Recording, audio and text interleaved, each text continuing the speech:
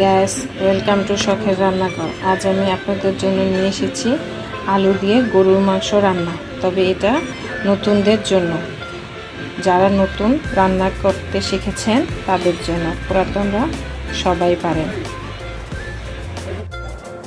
তার জন্য আমি এখানে হাড় সহ হালকা চর্বি সহ নিয়ে 1.5 কেজির মতো গরুর মাংস নিয়েছি। এবার আমি এখানে দিয়ে দিব হাফ কাপ পেঁয়াজ কুচি। এবার দিয়ে দিব পেঁয়াজ বাটা হাফ কাপ।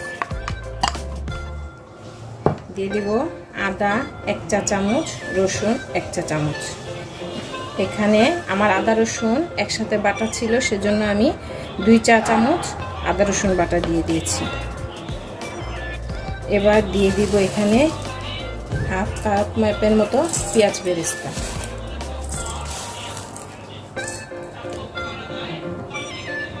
আর দিয়ে দিব আমার হোমমেড গরুর মশলা 1.5 চা চামচ। দিয়ে দিব 1 চামচের মতো লবণ। লবণটা আপনারা স্বাদ মতো দিবেন, যার যতটুকু প্রয়োজন। কেউ বেশি খান, কেউ কম খান, তবে প্রথম অবস্থায় লবণটা একটু বুঝে শুনে দিবেন, পরে লাগলে দিতে পারবেন। দিয়ে দিব আমি বেরেস্তা ভাজার তেল। দিয়ে দিব 1 চামচের মতো হলুদ গুঁড়ো, 1 চামচ উঁচু উঁচু করে মরিচ গুঁড়ো। আমার এই মরিচটা অনেক ঝাল, আমি আরেকটু দিয়ে দিলাম। এবার এই দুটোকে একসাথে করে আমরা মেখে নিব।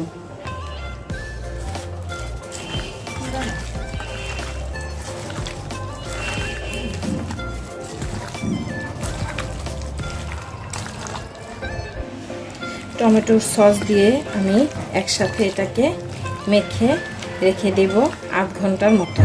তবে আমি কিছুক্ষণ পরে টক দইটা দিব। আমার টক দইটা নামানো আছে ফ্রিজ থেকে, কিন্তু এটা এখনও নরম হয় নাই।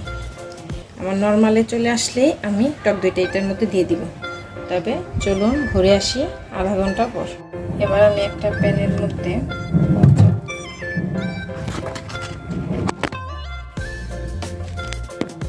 একটা প্যান চুলায় বসিয়ে নিলাম। এখানে পর্যাপ্ত পরিমাণ তেল দিয়ে দিব। আপনারা চাই পারলে চেষ্টা করবেন সরিষার তেল দিয়ে রান্না করতে। সরিষার তেল দিয়ে রান্না করলে রান্নাটা অনেক ভালো হয়, স্বাদ হয়।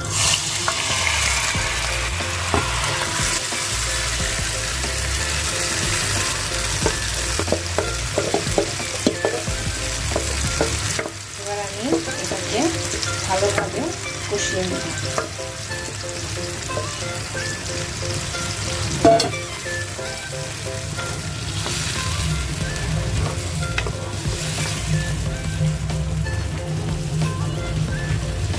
এবার এই মাংস থেকে যে পানি বের হবে, ওই পানিতে আমি মাংসটাকে ভালোভাবে কষিয়ে নেব।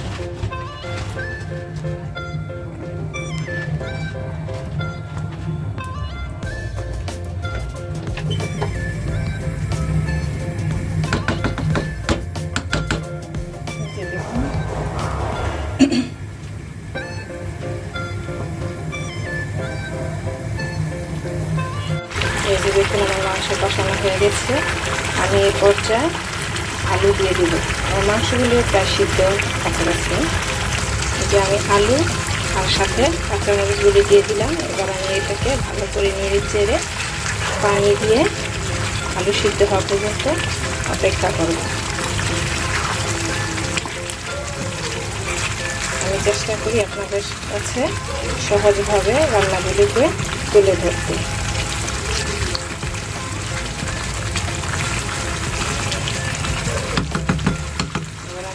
এটাকে ঢেকে কিছুক্ষণের জন্য অপেক্ষা করব। আমি এর মধ্যে 1.5 কাপ পানি দিয়ে দিয়েছি। এবার আমরা এটাকে ঢেকে দিব, সিদ্ধ হওয়া পর্যন্ত অপেক্ষা করব। এই যে আমি হাঁড়িটা চেঞ্জ করে নিয়েছি। আমার আলু দিয়ে মাংস রান্না শেষ। আমি এরপরে পরিবেশন করব। দেখুন আমার ঝোলটার উপরে কি কি সুন্দরভাবে তেল উঠে গেছে, আলুও সিদ্ধ হয়ে গেছে। আজ এ পর্যন্তই, ভালো থাকবেন। আবার কোনো নতুন রেসিপিতে আপনাদের সাথে দেখা হবে। আমার রেসিপিটি যদি আপনাদের ভালো লাগে তবে একটি লাইক এবং সাবস্ক্রাইব করে দেবেন, যাতে করে পাশে থাকা বেল আইকনটিও ক্লিক করে দিবেন, যাতে করে আমি কোনো রেসিপি আপলোড করলে সবার আগে আপনাদের কাছে নোটিফিকেশনটি পৌঁছে যায়। আজ এ পর্যন্তই, আল্লাহ হাফেজ। এখন আমার আলু দিয়ে মাংসর ঝোল রান্না হয়ে গেছে। এবার এটাকে পরিবেশন করার পালা। তবে আমি চেষ্টা করি সহজভাবে রান্নাগুলিকে আপনাদের মাঝে তুলে ধরতে। এই রেসিপিটি যদি আপনাদের ভালো লাগে তবে একটি লাইক এবং সাবস্ক্রাইব করে দিবেন, পাশে থাকা বেল আইকনটিও ক্লিক করে দিবেন, যাতে করে আমার কোনো ভিডিও আপলোড করলে সবার আগে আপনাদের কাছে নোটিফিকেশনটি পৌঁছে যায়।